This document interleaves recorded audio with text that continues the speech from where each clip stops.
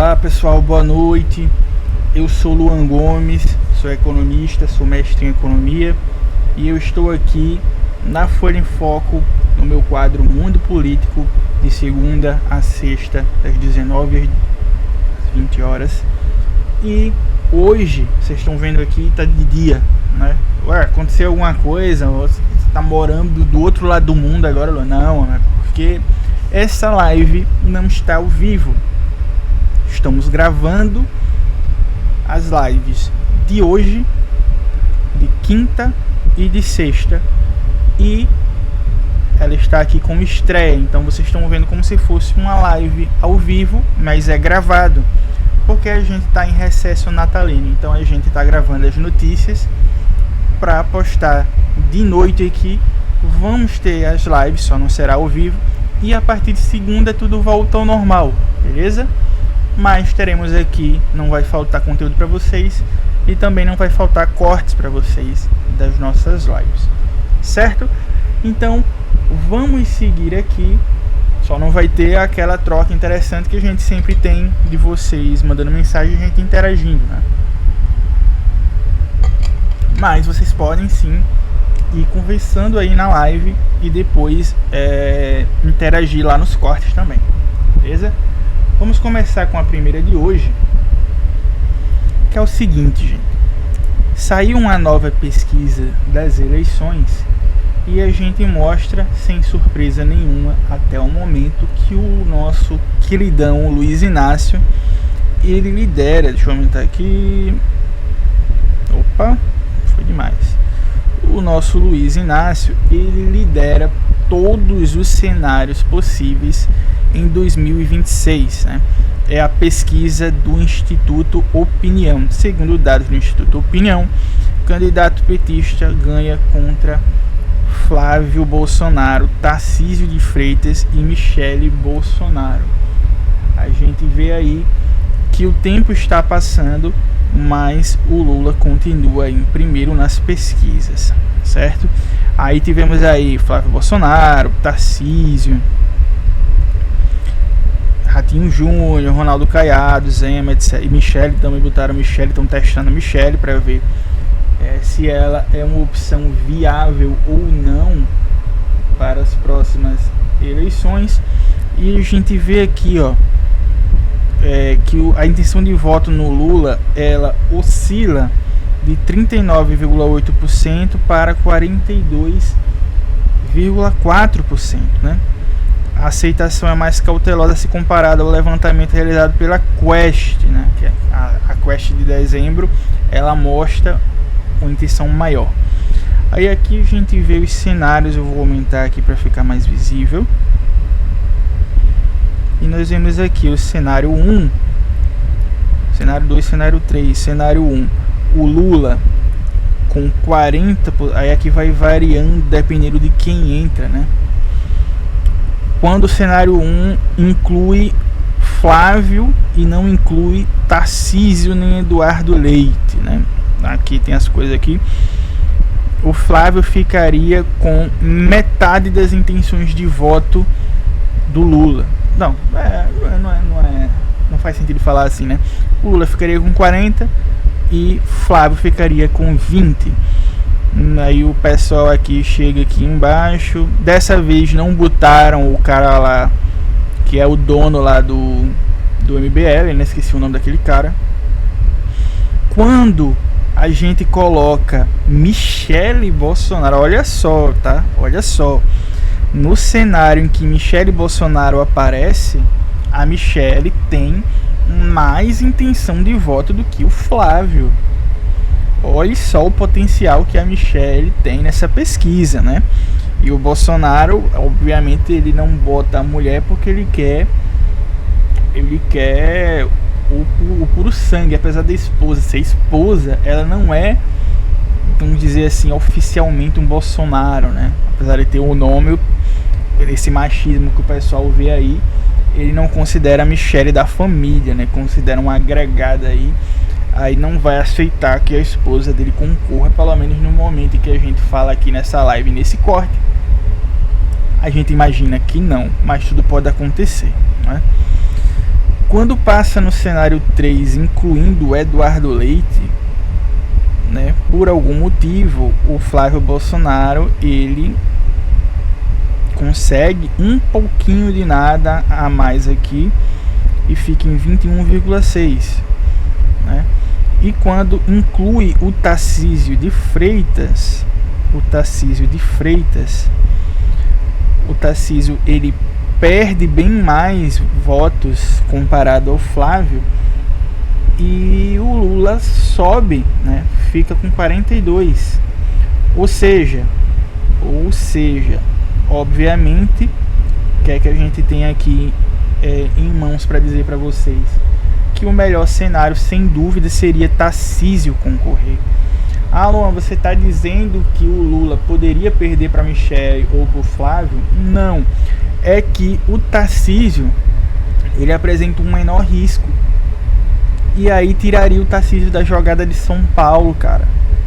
Porque se o Tarcísio sai da jogada de São Paulo, a gente pode emplacar um candidato nosso da esquerda, ou que não for da esquerda, for de direita, mas apoiado pelo Lula, por exemplo, o Alckmin, certo?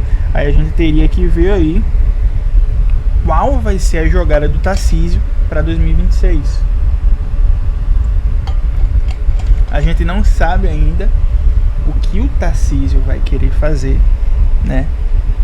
O que se sabe é que o Bolsonaro não vai apoiar ele, então, não apoiando o Tarcísio, eu sinceramente duvido muito que ele tente aí a corrida eleitoral para 2026 para presidente da República. Até porque com o apoio do Bolsonaro já será difícil, né? Já será difícil, imagine sem. Com o apoio do Bolsonaro continua impossível, porque o Flávio não ganha, né? Com o apoio do pai. Imagine se o Tarcísio ganharia, né? O Tarcísio talvez ganhasse um pouco mais, sei lá, chegasse perto de 30%, talvez, porque ele tem o apoio do mercado, né? Mas eu não imagino. Também o Tarcísio ele não é nenhuma pessoa tão inteligente assim, então pode acontecer de tudo, né? Inclusive nada. Mas seria interessantíssimo do ponto de vista político para o PT se o Tarcísio concorresse, né? Deixa eu ver se tem mais cenários aqui. 4 cenários diferentes aqui em primeiro turno. Então esse aqui é segundo turno? Acho que é segundo turno aqui. Pô, nesses 4 cenários aqui. Tá, esse aqui é segundo turno, gente, tá? Esse aqui, pô, primeiro turno, se for seguindo pra esse caminho aqui, porque tem até um Lula aqui em 45, né? Aí a gente rumaria pra uma vitória próxima de talvez primeiro turno, dependendo do cenário, né? E nós temos aqui, né? Cenário, polarização, enfim. Nós vemos aqui uma possibilidade, caso uma loucura aconteça e o Tarcísio decida ser candidato a presidente, seria para nós da esquerda o melhor cenário possível e imaginável, porque ia bagunçar o coreto, né? Tu já imagina, ao mesmo tempo, Flávio Bolsonaro e Tarcísio, ia ser um pandemônio na direita, a direita ia rachar, né? Mais do que já tá. O Lula, que a gente já acha que ele vai ganhar, aí era certeza que ele ia ganhar, e a gente ainda abocanhava, possivelmente, o governo de São Paulo, seja com Haddad, seja com Alckmin, né? Bem, me diga aí o que é que vocês acham do cenário político para 2026. Vocês acham que tá ganho o Lula? Você acha que não tá? Ou você acha que alguém na rabeira aí pode acontecer um milagre na direita e a direita pode ganhar? Sinceramente não vejo. Vejo porque tem medo, né? A única coisa que eu tenho medo é de como será o Congresso Nacional, porque é aquele negócio, né? O Lula ganhar a presidência é uma coisa, mas o Congresso sempre vai ser Congresso amaldiçoado, né? E aí a gente vê qual vai ser o cenário para cada momento aí de 2026. Vamos torcer aí para, além do Lula, que o nosso Congresso seja, vamos dizer, melhor, seja menos pior. Porque melhor tá difícil, né, gente? Melhor tá difícil. Mas é isso. Vou tomar uma aguinha aqui, tá?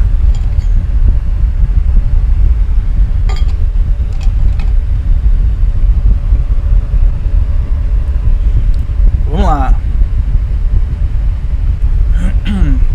Vamos passar agora para a próxima notícia.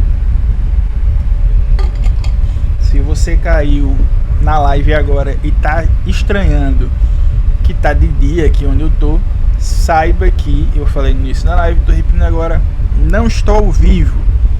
Eu estou gravando nesse exato momento, são 11h35 da manhã aqui na minha casa, Rio Largo, Alagoas. E você está vendo essa live gravada porque estamos em recesso natalino. Hoje, amanhã e depois de amanhã, né? Hoje, quarta, né? Até sexta-feira teremos lives gravadas. E está aqui como estreia, mas vocês podem interagir aí. Podem mandar superchats para contribuir. Vocês podem, como tá passando aqui, o Pix do canal, mandar Pix para o canal para fortalecer aqui o grupo, né? O historiadoroficial@gmail.com. Vocês têm a possibilidade de se inscrever no clube de membros, virar membro aqui do canal, fortalece demais também. Pode mandar o valeu demais, hypar esse vídeo, compartilhar essa live que é muito importante. Vamos aí fortalecer canais progressistas, certo? Vamos para a próxima pauta de hoje. É uma pauta aí interessante. Veja só, o Lula, o governo Lula, né? Não fala, a matéria não fala no Lula especificamente. O governo está preocupado com uma possível interferência, cara, do governo Trump em 2026. O Bolsonaro, ele não vai concorrer, mas possivelmente o filho dele vai, né? Até o momento é o filho dele quem vai concorrer. E isso acontecendo, obviamente que o Trump vai querer que o Flavinho, né, da fantástica fábrica de chocolate, ganhe as eleições de 2026 para que saia o estadista da sala, né, que é o Lula, e entre o borra-botas lá do Flávio, né? Por que borra-botas, Luan? Procura lá, Flávio Bolsonaro passa mal em debate com Jandira Fegali. Vê ele passando mal, depois vê o que a Jandira Fegali fala em entrevista sobre aquele dia. Aí você vai entender por que borra-botas. Aí a gente vê, né, que não é de se imaginar que sim, por que não? Porque não teria, né? Porque não teria interferências. E a gente vê essa notícia aqui do Brasil 247. Sim, pode ser que tenha interferências. Não duvidem, pode ser que tenha interferência. A avaliação interna aponta que ações recentes dos Estados Unidos na América Latina podem se repetir no Brasil e influenciar o cenário eleitoral. Pois é, uma frase do Trump, né, falada aqui ou ali, ou interferência por trás dos bastidores, que a gente ainda não sabe como que eles podem fazer isso, pode mexer com a corrida eleitoral, né? Ó, veja só, avalia que a relação institucional com Washington não elimina o risco de uma eventual interferência externa, né? Lógico, gente, porque é o seguinte, apesar, aí tem toda aqui essa imagética que foi gerada por causa dessa fotinha, né? O Lula e o Trump fall in love, não sei o que e tal, tá tudo de boa, tá tudo normal. Mas não é bem assim, né, gente? Tá tudo normal na frente das câmeras, pelos bastidores. O Trump gostaria mesmo que quem tivesse fosse Bolsonaro.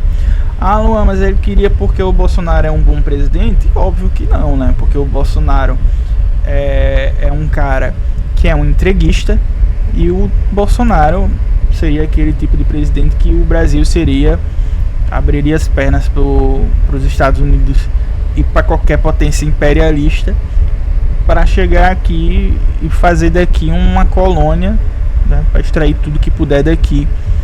E o Lula representa um risco para os interesses dos Estados Unidos, querendo os detratores do governo, à esquerda e à direita, ou não, gostando ou não, Luiz Inácio Lula da Silva ele representa um risco para o imperialismo, né? Vocês vejam só, por que vocês acham que o Trump estaria satisfeito com o Lula no poder, se o Lula ele consegue reverter o tarifácio que o Trump fez com o Plano Brasil Soberano, se o Trump ele bota a Lei Magnitsky para interferir nas decisões do Lula e não adianta nada, né? Primeiro que o Xandão ficou nem aí, e ele achou que isso faria com que o Lula talvez cedesse. O Lula não cedeu, sancionou o Padilha, não cedeu, sancionou o Xandão e a mulher não cedeu. Aí o Trump vergonhosamente volta atrás na Lei Magnitsky e retira a lei aplicada à sanção a Alexandre de Moraes e a sua esposa, sua companheira. Aí tem toda aquela celeuma, a galera chorando no Twitter, né? Eu não sabia que era uma moeda de troca, olha, né? Meu Deus, você não sabia, nossa, que triste, né? Que a Lei Magnitsky não é uma lei para punir criminosos, é uma lei que é feita para você ser barganha, né?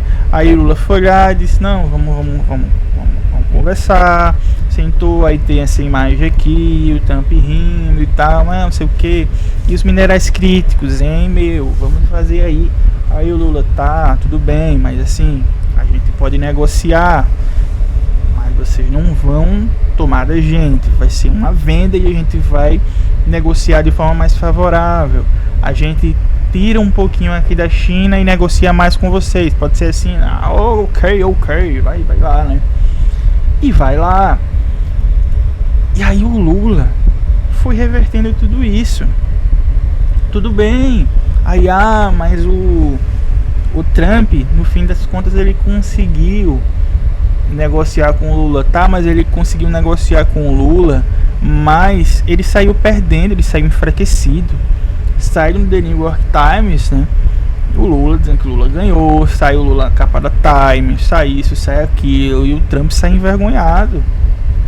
Aí porque ele joga o tarifácio aqui, tem começa a ter um potencial inflacionário lá nos Estados Unidos, porque eles importam muita commodity da gente, né? O setor alimentício da gente é muito forte nos Estados Unidos e começa a inflacionar lá a cesta básica do cidadão norte-americano. E aí o cidadão norte-americano começa a pensar, você é maluco, cara? Como é que você faz um aumento desse para um produto que a gente vai pagar mais caro por causa do seu aumento, né? Porque eu já falei aqui na Folha em Foco várias vezes, que vocês já estão acostumados a ouvir isso de mim, de que o Trump, ele fez o tarifácio, né? Sempre existiu tarifa de importação, tarifa disso, tarifa daquilo, na história do mundo, sempre existiu. Mas ele fez de forma burra, porque ele fez como forma de mostrar poder. Só que ele fez de qualquer jeito. Fazendo de qualquer jeito, você não ganha nada se o presidente for bom, como é o caso do Lula. O Lula, vamos negociar sim, porque é um mercado importante e tal. Mas se você não quiser negociar, tudo bem. Tem aqui o Plano Brasil Soberano. As exportações do Brasil aumentaram, apesar do tarifácio.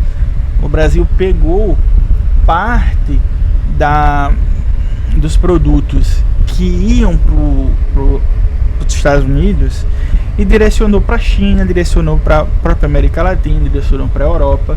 E não foi um problema pra gente. Não foi um problema pra gente. Entende? Então, um jogo de forças desse, onde a maior potência do mundo ela perde para um país subdesenvolvido como o nosso.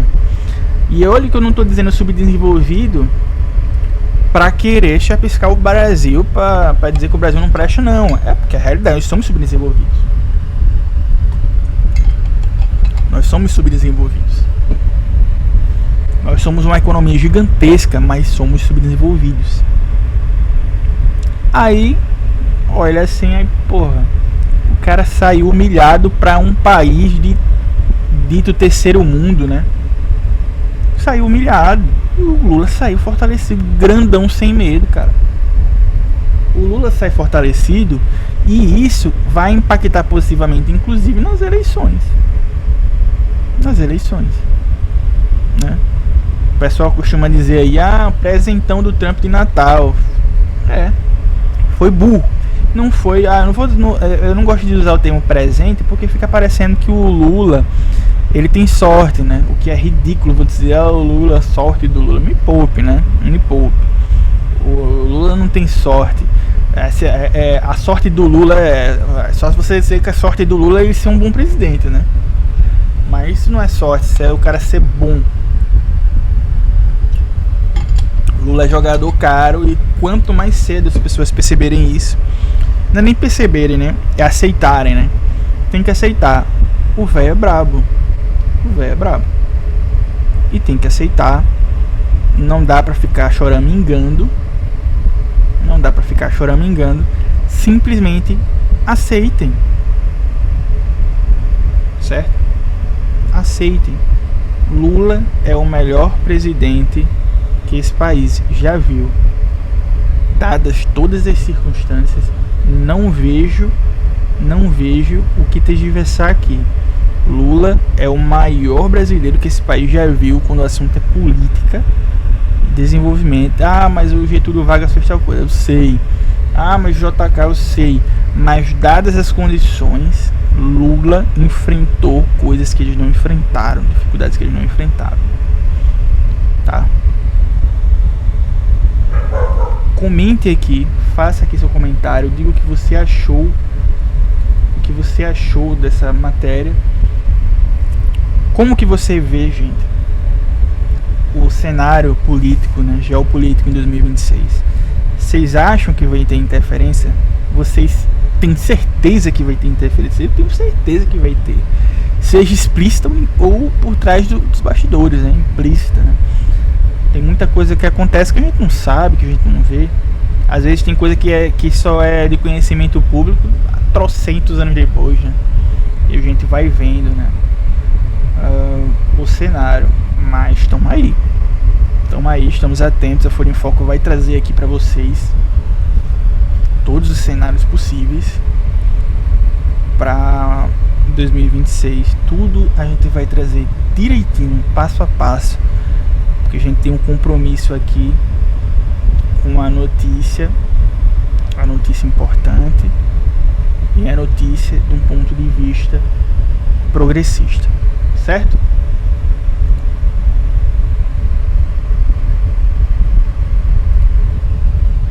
Deixa eu tomar uma aguinha aqui. Vão mandando mensagens aí nos comentários. Vou falar aqui novamente, caso você caiu aqui nesse exato momento na live e você está achando estranho essa claridade toda e você está se perguntando que loucura é essa, o Luan está morando no Japão porque só pode para estar de dia, né? Não, eu estou morando aqui em Alagoas ainda, é porque essa live está gravada, ela está como um live aqui, está como estreia, mas eu gravei ela por volta das 11h30 da manhã, certo? Porque estamos em recesso natalino e para esses 3 últimos dias da semana não ficar sem live nem cortes, a gente tá gravando pelo dia para que vocês mantenham aí o costume de estar sempre acompanhando a gente. Mas não deixe de comentar aqui na live, tá? Porque você ajuda e impulsiona o canal. Vocês conversam entre si aqui, tá? Vocês podem conversar entre si. E vocês podem mandar superchats para incentivar o canal. Vocês podem curtir, compartilhar essa live, compartilhar os cortes, curtir os cortes. Valeu demais. Mandar um valeu demais, hypar o canal. E tem o Pix do canal que está aparecendo inclusive aqui embaixo agora, o historiadoroficial@gmail.com. Beleza, gente? Vamos pro próximo tema.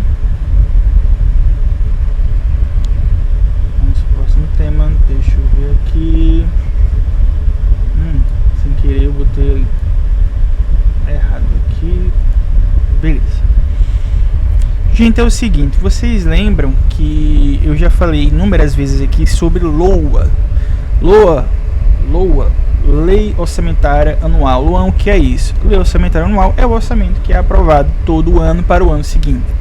Lembro que o governo ele faz o LDO, que é a Lei de Diretrizes Orçamentárias, e ele já foi votado. E ele dá todo o direcionamento para a LOA, né? Ele mostra tudo que a LOA deve conter, quais critérios, e aí é votada a LOA. E infelizmente, gente, o Congresso deu uma canetada violenta nas universidades federais. Não sabemos ainda como o Lula pretende lidar com isso. Ainda não temos notícias do que será feito. Quando tivermos a Folha em Foco, informará a vocês, seja aqui no mundo político, né, comigo, ou nos quadros dos outros colegas, ou em todos ao mesmo tempo. A gente vai transmitir isso, mas o que sabemos hoje é que 488 milhões do orçamento de 2026 foram cortados, né, pelo Congresso.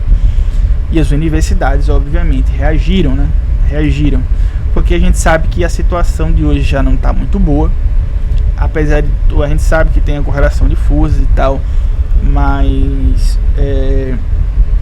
tem toda uma situação que não é o foco do vídeo no momento. Mas o Lula ele faz o projeto de lei orçamentária anual, que é o PELOA, e aí o Congresso analisa e faz as considerações dele. E na consideração deles ele cortou 488 do que o Lula tinha colocado. Para quê? Como diz aqui o Correio Brasiliense, para bancar emendas e fundo eleitoral, né? Sacrificar o recurso dos nossos alunos, dos nossos estudantes, dos nossos professores, do quadro lá, para alimentar o fundão eleitoral, cara, o fundão eleitoral e as emendas, né? E aí a gente vê aqui,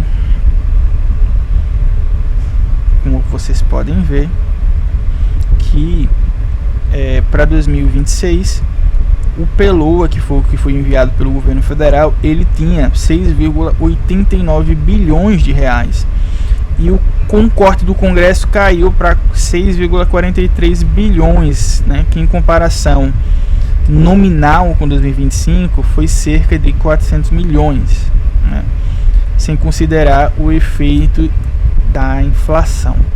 Aí vocês vejam, né, como diz aqui, ó, recurso atingido corresponde ao orçamento discricionário, em que as universidades têm maior autonomia para decidir questão de alocação de recursos, né? Inclusive concessão de bolsa de estudo. O valor também pode cobrir despesa básica como pagamento de água, energia elétrica, manutenção predial, segurança e limpeza. Aí vocês vejam, tem gente que pode ficar sem bolsa de estudos. A educação a nível tanto de graduação, que tem bolsa de incentivo para PIBIC, PIBID, PIBIT, tem os PETs, né? Podemos ficar sem bolsas para essas pessoas, que isso representa muitas vezes a ajuda de custo na família. A família é muito impactada. Eu lembro, eu digo aqui para vocês, eu fui parte do Bolsa Trabalho quando existia. Hoje eu acho que é Bolsa Permanência que chama, não sei. Eu fiz parte do Bolsa Trabalho, fiz parte do PET, que é o Programa de Educação Tutorial, e isso ajudou muito na minha renda familiar, gente. Na época a gente tava com muito menos dinheiro do que a nossa família tem hoje, né? Na época, eu tenho 33 anos, vou fazer 34 mês que vem, mas na época eu tinha 19 anos e a minha família não tinha uma renda tão alta. Não que hoje tenha uma renda absurdamente alta, mas comparada à época está muito, muito superior. E está muito melhor. E naquele momento a bolsa ela serviu como um complemento de renda. Aí por isso que eu digo que as pessoas hoje às vezes não fazem ideia de como essas bolsas, mesmo que pequenas, no caso de para graduação, ela ajuda porque é pequena para você, mas você não sabe a realidade da pessoa. E o Congresso vai e corta. Aí você pode impactar a bolsa de pós-graduação, mestrado, doutorado, e a pesquisa pode travar.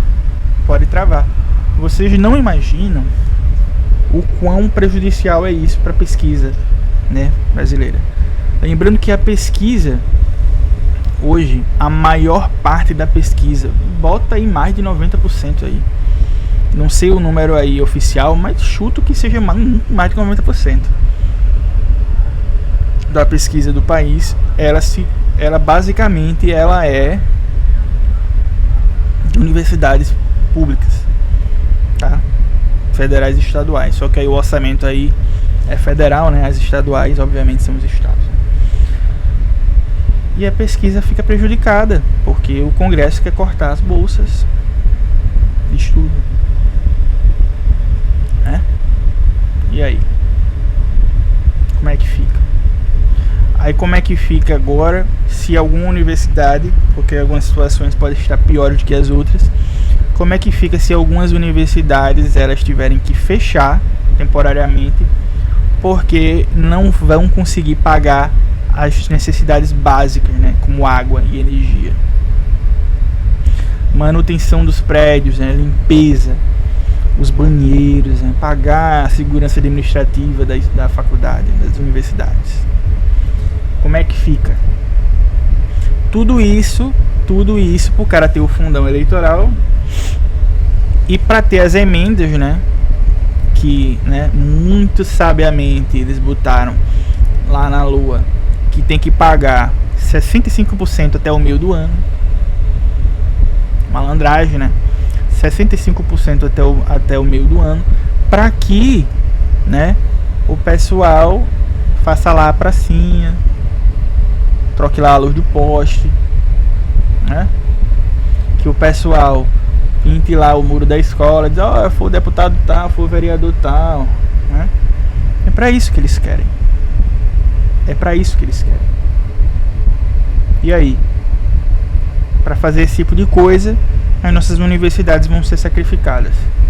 Aí eu digo, o que é que se faz agora? Não sei. O que é que vocês acham que pode fazer? Não faço ideia. Isso aí é uma bomba que o governo que vai ter que resolver. Espero que resolva, espero que consiga resolver. Falta de vontade não há, tanto é que só houve o corte porque existia a previsão do orçamento, mas eles cortaram, né? E espero que isso seja resolvido. Comente aqui o que é que você acha dessa situação e comente também o que você acha que o governo federal pode fazer ou deve fazer, depende aí do verbo que você quer usar. Diga, olha, eu acho que o Lula tem que fazer tal coisa, acho que ele poderia, acho que ele pode entrar com tal tipo de iniciativa, porque sinceramente isso é desanimador mesmo. Isso eu falo do ponto de vista de um cara que fez mestrado e demorou muito para ter bolsa, porque o Bolsonaro cortou, né? E eu entro no mestrado, eu tava em um mestrado de computação, aí depois eu desisti, né? Não sei se eu já contei isso aqui, mas acabei desistindo porque não me encontrei. Voltei pra economia mesmo, fiquei na economia, olhei assim, nada a ver, viajei, fiquei na economia mesmo. E quando eu entro, já era o Lula, teve um processo aí de melhora, eu consegui a bolsa. Mas na era Bolsonaro tiveram inúmeros cortes. E aí a gente pensa, e aí o Congresso quer proporcionar esse tipo de corte também na era Lula. Isso vai impactar. Vamos ver aí o que o companheiro vai fazer, o que é que o governo pretende fazer em relação a isso, certo?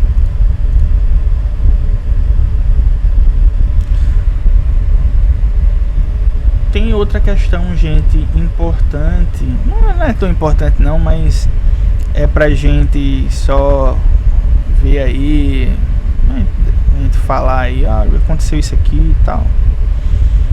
Não sei se vocês lembram, né, dessa marmota aqui.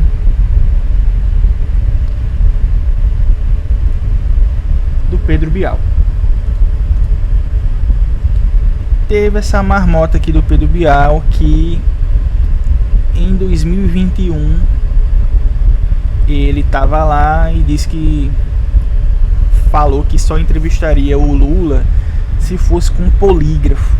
Ele estava lá no Manhattan Connection, né, com aquele maluco daquele Diogo Mainardi, aquele, enfim, que era pessoa desqualificada. E ele disse que tinha que ser com um polígrafo. Aí ele pega e diz: o Lula ficou magoado, não era pra ser assim. Pois é, mas se arrepende e quer entrevistar ele, né? Mas enfim, vamos ver aqui o que o Bial fala no programa do Marcelo Tais. Vou mostrar aqui pra vocês. E eu vou mutar aqui o meu microfone, porque senão fica com microfonia aqui. E eu vou colocar para vocês escutarem aí. Prestem atenção no que o Bial fala. Você que já entrevistou o Lula algumas vezes, o que você gostaria de saber dele hoje? Puxa, tanta coisa. Eu queria aproveitar aqui e dizer que eu me arrependo de ter feito uma piada sobre o Lula, que ele ficou muito magoado. Ao mesmo tempo, qual foi? Assim como eu me arrependo, eu acho que ele tinha que deixar de ficar guardando mágoa dos outros, porque ele sabe muito bem perdoar na hora que interessa a ele. Sim. Foi uma participação no Manhattan Connection, que o Lucas me perguntou sobre entrevistar o Collor, eu acho, o Bolsonaro ou o Lula. E eu falei que o Lula tinha dito, numa bravata, que eu viesse para Curitiba para entrevistar ele, mas tinha que ser ao vivo e tal. E aí eu falei: não, ao vivo então só com polígrafo.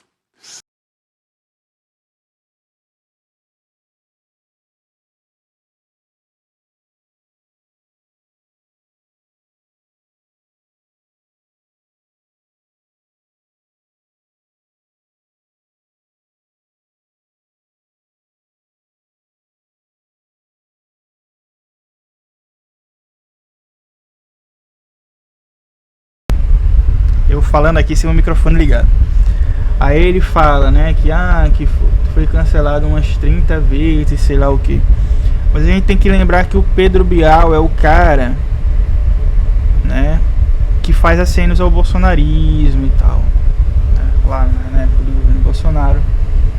Esse é um deles, esse é um dos acenos ao bolsonarismo, né. Ele, como o Bial falou, foi em 2021, época que o Bolsonaro era presidente.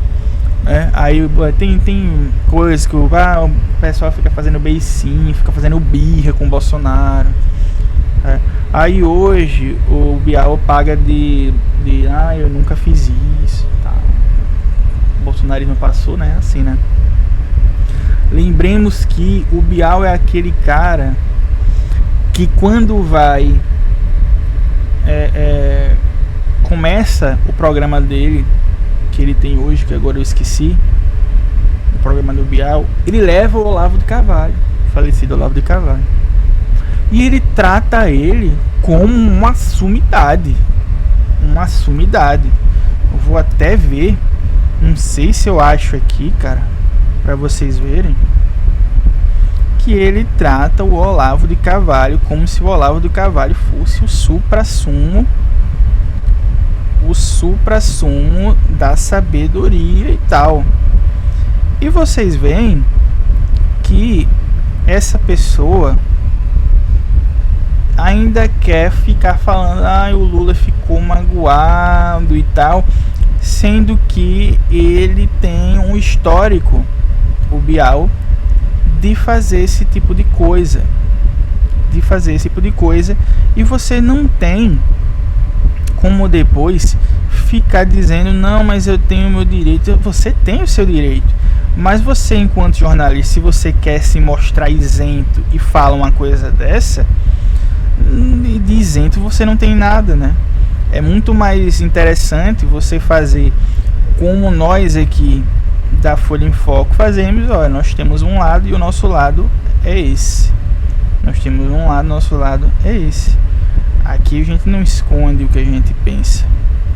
A gente não esconde a nossa inclinação político-partidária. Muito pelo contrário, a gente evidencia aqui o tempo inteiro.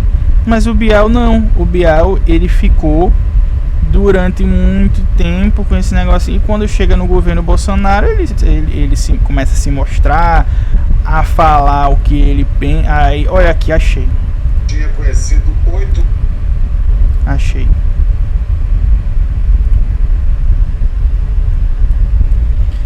Veja só, esse aqui é um vídeo do Pedro Bial falando sobre Olavo de Carvalho. Esse aqui é o Pedro Bial, quando ele leva o Olavo de Carvalho. Vou colocar aqui. Olavo de Carvalho eu tinha conhecido 8 anos antes, primeiro por seus artigos agudos e argutos nos jornais, depois pessoalmente ao promover a primeira entrevista dele como filósofo à televisão, indo na maré contrária da vasta antipatia às suas ideias na elite intelectual tupiniquim. Era um novo e brilhante pensador da direita brasileira.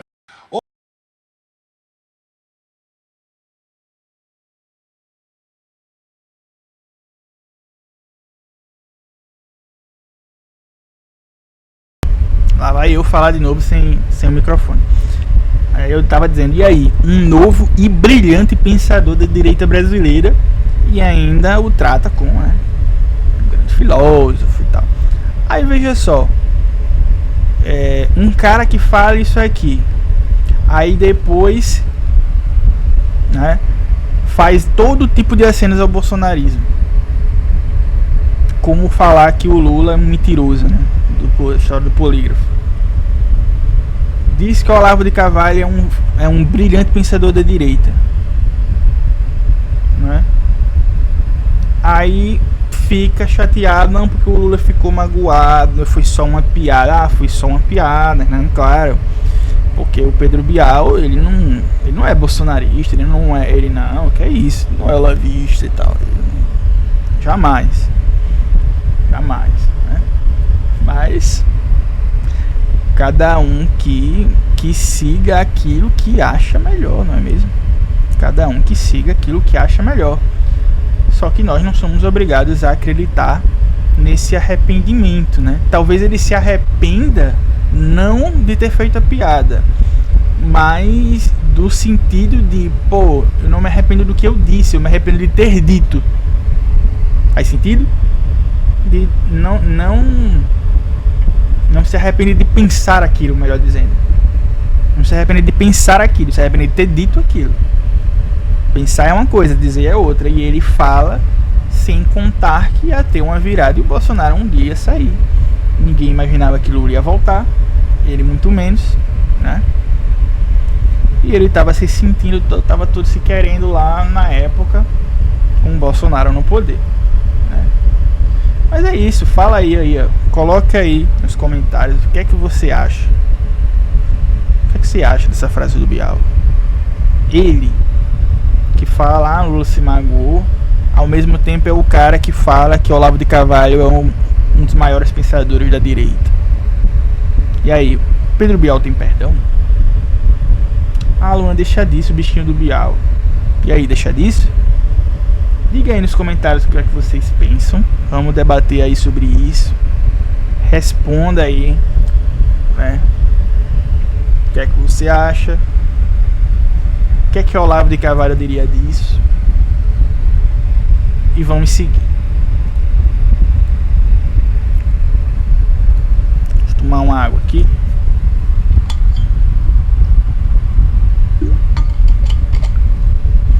Novamente, vou falar aqui pra vocês, caso por algum motivo você tenha entrado só agora na live, não, eu não estou morando no Japão, eu estou morando em Maceió mesmo, ou melhor, em Rio Largo, próximo de Maceió, 10 minutos de Maceió, e está de dia porque eu estou gravando de dia mesmo, essa live não está ao vivo, ela está em modo estreia, porque a gente está em recesso natalino, hoje, amanhã e depois, né, ou seja, quarta, quinta e sexta desta semana, estamos em recesso natalino e vocês verão lives que, apesar de aparecer ao vivo, não está ao vivo, tá gravado.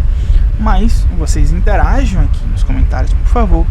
Vão interagindo para movimentar a live. Mande seus comentários. Curtam esse vídeo. Nós temos aqui o Pix que está correndo aqui, é o historiadoroficial@gmail.com. Vocês também podem mandar superchats. Vocês também, por favor, se inscrevam nesse canal.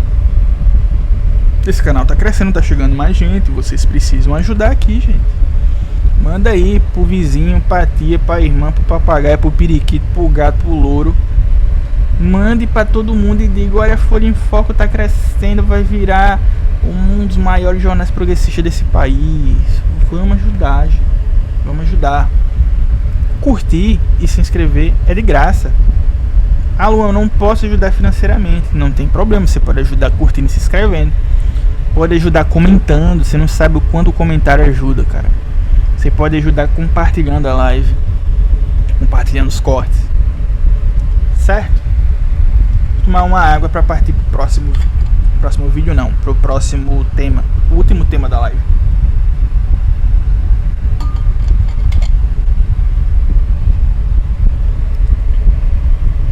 É o seguinte.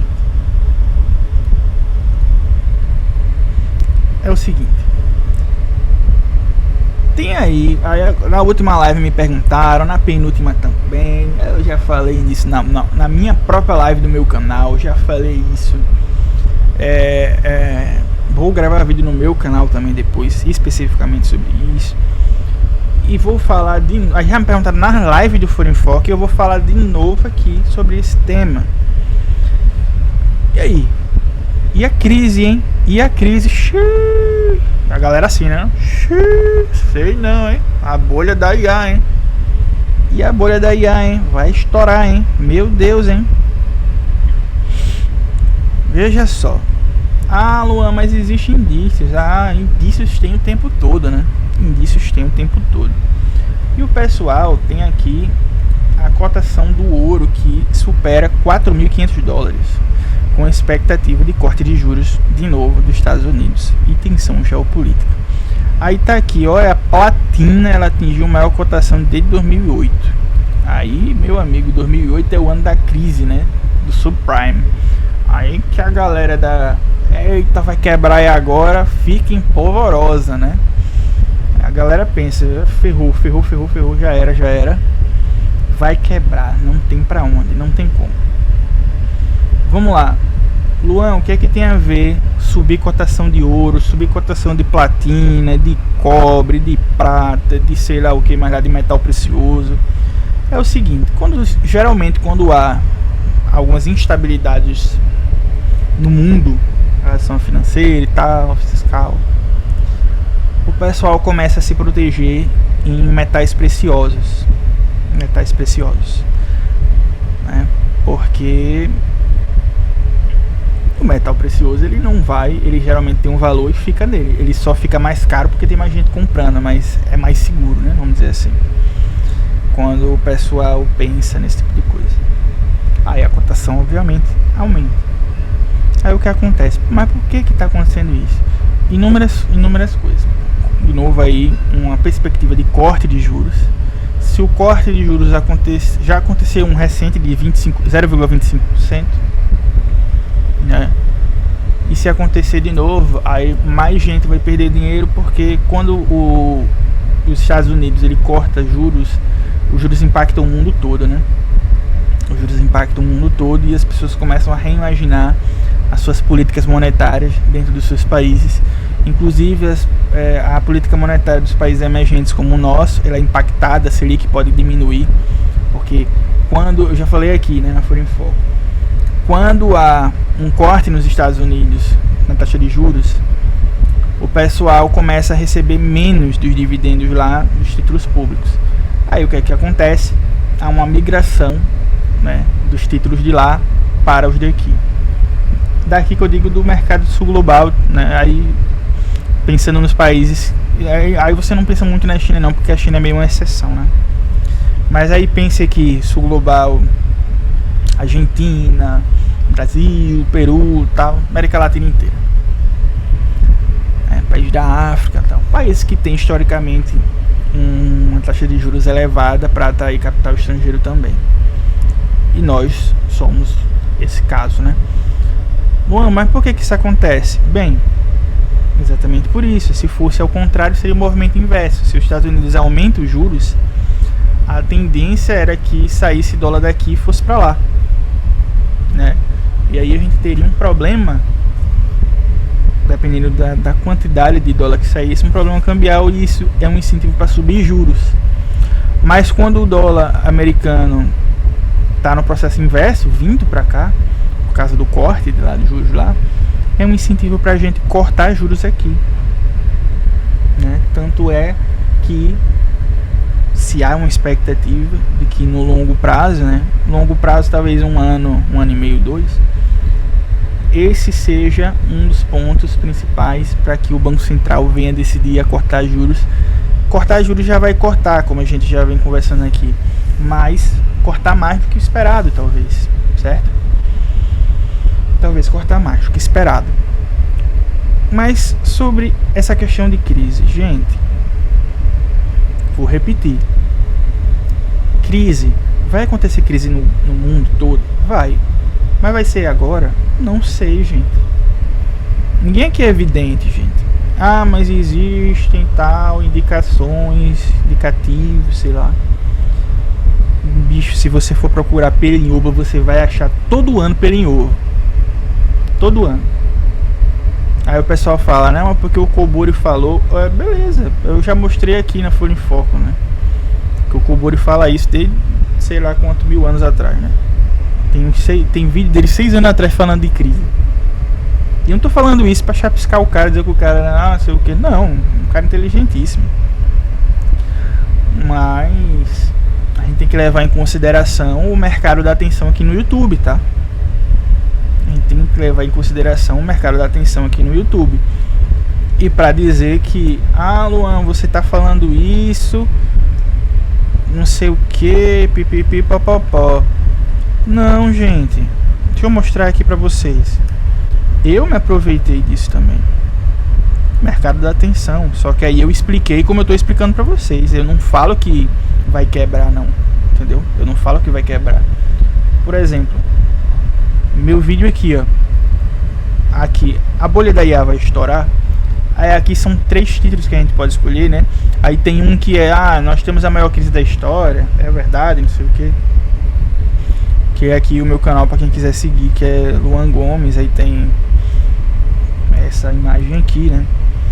Aí eu não vou botar para transmitir não, só vou botar aqui, ó. A bolha da IA vai estourar. Mercado da atenção, gente. A diferença do que eu fiz aqui é que dentro do vídeo eu não fico, olha, ixi, vai cair, vai acabar. Não, eu tô falando dentro exatamente o que vocês estão ouvindo aqui. Entendeu? Pô, mas e se quebrar? Se quebrar, quebrou. Vai fazer o que? A gente vê como é que a gente reconstrói. Mas uma hora vai acontecer. Mas não significa que vai ser agora.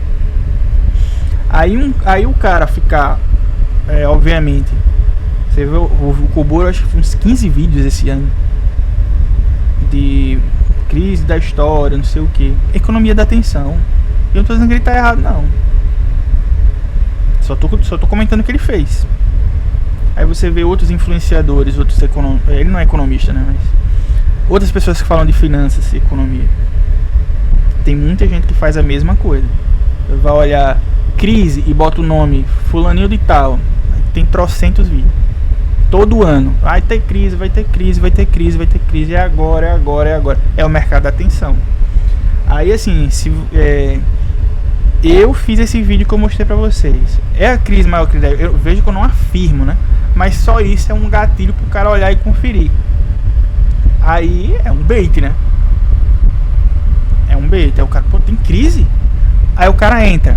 Aí eu pego e falo, quando eu tô falando aí, calma, gente. Não, tudo bem. Mas aí tem gente que vai além do bait. Entra, como o Kobori mesmo. Que aí ele analisa que vai ter crise sim. Olha porque aconteceu isso, não sei quando. A bolha vai estourar e aquela bagaceira. Aí vai lá e não estoura. Aí se estourar, Aí o cara vira o guru, né? Vira o guru. Olha, tá vendo? O Cobori disse.